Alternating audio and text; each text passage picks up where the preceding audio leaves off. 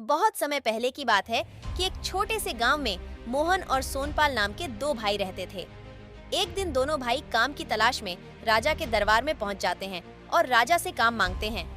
राजा दोनों भाइयों को काम पर रख लेता है और उन्हें एक कुआं खोदने का काम सौंप देता है और 10 दिन का समय देता है और कहता है कि यह कुआं 10 दिन में पूरा हो जाना चाहिए। दोनों भाई जी जान से कुएं की खुदाई करते हैं, जिसे वह 10 दिन से पहले ही पूरा कर लेते हैं। दोनों भाइयों की काम करने की लगन और कड़ी मेहनत से राजा खुश हो जाता है। राजा दोनों भाइयों को कुएं की खुदाई की मजदूरी के साथ में इनाम स्वरूप एक एक वेश कीमती मोती देता है। दोनों भाई मजदूरी के अलावा मोती मिल जाने से खुश हो जाते हैं। सोनपाल, जो कि मोहन से बड़ा था, राजा से बोला, महाराज, मैं 4-5 दिन के लिए अपने घर जाना चाहता हूँ, जिससे कि मैं घर खर्च के लिए अपनी पत्नी को कुछ पैसे दे आऊँ। राजा ने सोनपाल को घर जाने की अनुमति दे दी। मोहन बोला, भैया तुम घर जा ही रहे हो तो ये मोती और कुछ पैसे लेते जाओ, मेरी पत्नी को दे देना। वो भी घर का आवश्यक सामान खरीद लेगी और इस मोती को संभाल कर रखेगी। सोनपाल मोहन से पैसे और मोती लेकर वहाँ से घर की ओर चल देता है। घर पहुंचकर मोहन की पत्नी को पैसे और मोती दे देता है और कहता है, इसे संभाल कर रखना, ये मोती है। मोहन की पत्नी एक गोल और चिकना पत्थर देखकर मन ही मन कहती है, क्या ऐसा ही होता है मोती? मोहन की पत्नी उस पत्थर को संभाल कर रख देती है। उधर सोनपाल अपने मोती को सोने के आभूषण बनाने वाले सुनार को बिक्री कर देता है।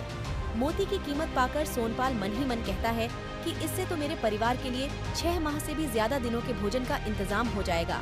इसलिए सोनपाल ने काम पर लौटने के लिए कोई जल्दी नहीं दिखाई। उधर मोहन को भी अपने परिवार से दूर हुए 2 माह से भी ज्यादा समय हो गया था, इसलिए उसे भी अपने परिवार से मिलने की इच्छा होने लगी थी। एक दिन मोहन राजा से बोला, महाराज, मैं भी अपने परिवार से मिलने के लिए घर जाना चाहता हूँ। मैं अपने परिवार के लिए खाने पीने का बंदोबस्त कराऊंगा। राजा ने मोहन को भी जाने की अनुमति दे दी। मोहन अपने घर पहुंचा और अपनी पत्नी से बोला, जो मोती मैंने भेजा था वह संभाल कर रखा है ना? मोती का नाम सुनकर मोहन की पत्नी घर के अंदर गई और गोल तथा चिकना पत्थर लाकर मोहन को दे दिया और बोली, यही मोती भेजा था आपने? उसे देखकर मोहन बोला, ये तो पत्थर है, मोती कहाँ है जो मैंने भेजा था? मोहन की पत्नी बोली, आपके बड़े भाई ने यही लाकर दिया था मुझे। उस पत्थर को लेकर मोहन अपने बड़े भाई सोनपाल के पास पहुंचा और बोला, भाई, आपने मेरी पत्नी को यह पत्थर दिया था, वो मोती कहाँ है जो मैंने आपको दिया था? सोनपाल बोला, तेरा दिमाग तो ठीक है, मैंने तेरी पत्नी को मोती दिया था, उसने वह गुम कर दिया होगा और वह मोती मैंने 4 आदमियों के सामने दिया है। चल, उनसे तेरी बात करवाता हूँ। मोहन अपने भाई सोनपाल की आदतों से अच्छी तरह परिचित था कि यह बहुत जल्दी लालच में आ जाता है और इसलिए यह झूठ बोलने में भी माहिर है। मोहन बोला, मैं उन आदमियों से क्या पूछूं? चलो राजा के दरबार में चलते हैं, वही हमारा न्याय करेंगे। राजा का नाम सुनकर सोनपाल बोला, चल वहाँ करा ले फैसला, मैं क्या झूठ बोल रहा हूँ। दोनों भाई राजा के राज दरबार में पहुँचे और मोहन ने सारी बातें राजा को बताईं। मोहन की बातें सुनकर राजा सोनपाल से बोला, तुम्हारा भाई जो कह रहा है, क्या वह सही है? राजा की बातें सुनकर सोनपाल बोला, नहीं महाराज, इसकी पत्नी झूठ बोल रही है, मैंने 4 आदमियों के सामने मोती उसे दिया था। राजा सोनपाल से बोला, कहाँ है वह 4 आदमी? सोनपाल बोला, वह तो गांव में है। राजा बोला, ठीक है, उन्हें लेकर आओ। सोनपाल उन 4 आदमियों को लेकर राज दरबार में पहुंच गया। राजा बोला, तुम 4 आदमियों के सामने इसने मोती इसके छोटे भाई की पत्नी को दिया था। राजा के पूछे जाने पर चारों एक साथ बोले, जी हाँ महाराज, सोनापाल ने हमारी आंखों के सामने ही मोती मोहन की पत्नी को दिया था। राजा मोहन से बोला, मोहन, यह 4 गवाह कह रहे हैं तो तुम्हें इनकी बात माननी ही पड़ेगी। मोहन राजा के इस फैसले से खुश नहीं था, लेकिन राजा ने तो गवाहों के आधार पर ही न्याय किया था। दोनों भाई और वह 4 गवाह अपने गांव को लौट जाते हैं।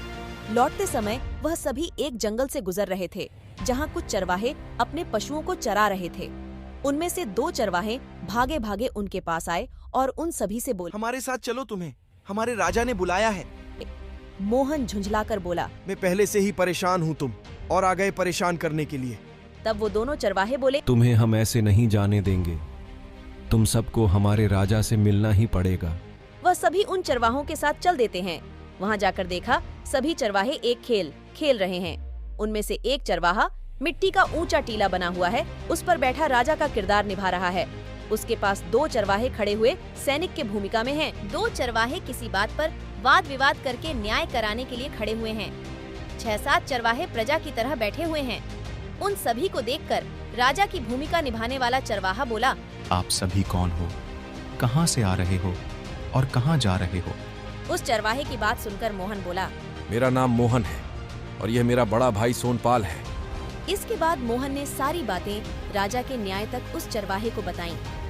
मोहन की सारी बातें सुनने के बाद वह राजा चरवाहा सोनपल से बोला, कहाँ है तुम्हारे गवाह? सोनपाल उन चारों आदमियों की तरफ इशारा करके कहता है, यही चारों आदमी मेरे गवाह हैं। उन चारों गवाहों से वह चरवाहा बोला, तुम्हारे सामने दिया था इसने मोती मोहन की पत्नी को।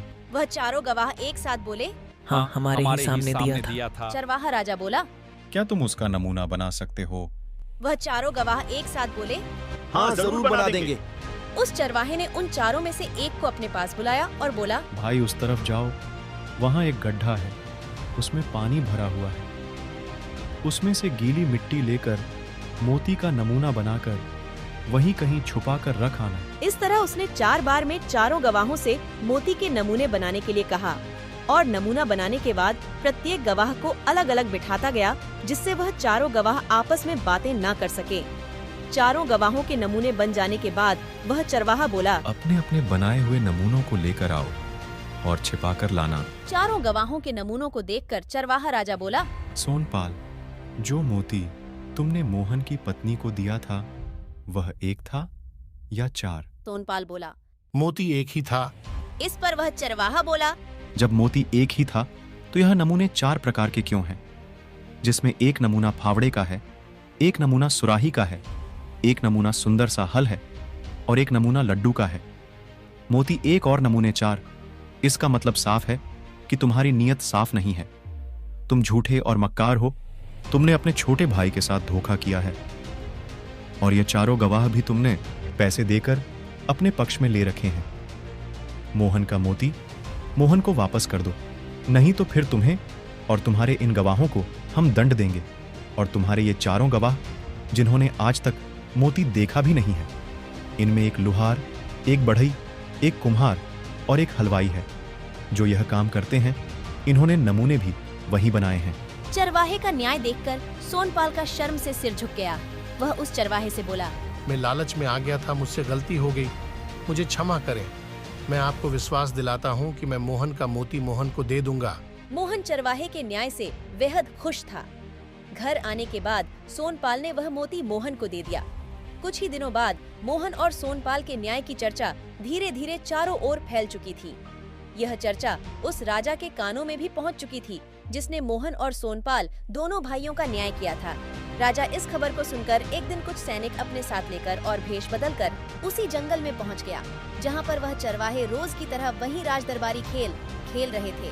राजा भी एक तरफ शांत खड़ा हुआ उनका खेल देख रहा था और वह मन ही मन सोच भी रहा था कि जिस ऊंचे स्थान पर बैठकर यह चरवाहा न्याय करता है, यही कुछ चमत्कार है। क्यों ना इस जगह की खुदाई करा के वास्तविकता का पता लगाया जाए। ये सब सोचने के बाद राजा उन चरवाहों से बोला, सुनो भाई, मैं यहाँ का राजा हूँ और तुम्हारे न्याय करने की चर्चा सुनकर ही मैं यहाँ पर आया हूँ। राजा की बातें सुनकर चरवाहे इधर उधर भागने लगे। तब राजा बोला, तुम्हें डरने और घबराने की जरूरत नहीं है। मैं तुम्हें कोई नुकसान पहुँचाने नहीं आया हूँ। मैं बस इस स्थान की खुदाई कराना चाहता हूँ जिस पर बैठकर तुम न्याय करते हो। राजा का आदेश के बाद वहाँ खुदाई शुरू हो जाती है। खुदाई करने से वहाँ एक सिंहासन मिलता है। राजा उस सिंहासन को अपने साथ अपने राज दरबार में ले जाता है। साफ सुथरा कराने के बाद उस सिंहासन पर बैठने का शुभ दिन निकलवा लेता है। वह शुभ दिन आया तो राज दरबार में हवन पूजन होने लगा। सिंहासन पर गंगा जल का छिड़काव किया गया, मंत्रोच्चार होने लगे। ज्यों ही राजा उस सिंहासन पर बैठने को हुआ, तभी एक देवदूत प्रकट हुआ और राजा से बोला, ठहरो राजन, यह विक्रमादित्य का सिंहासन है। तुम इस पर बैठने योग्य नहीं हो। तुम्हारे अंदर न्याय करने की क्षमता नहीं है। तुमसे अच्छा न्याय तो वह चरवाहा करता है। तुम इस पर नहीं बैठ सकते। यह कहकर वह देवदूत उस सिंहासन को लेकर आकाश की ओर उड़ गया। राजा और सभी नगरवासी सब देखते ही रह गए। यह कहानी आपके मनोरंजन के लिए है। कैसी लगी यह कहानी? कहानी अच्छी लगी हो तो लाइक करें, शेयर करें और सब्सक्राइब करें। धन्यवाद।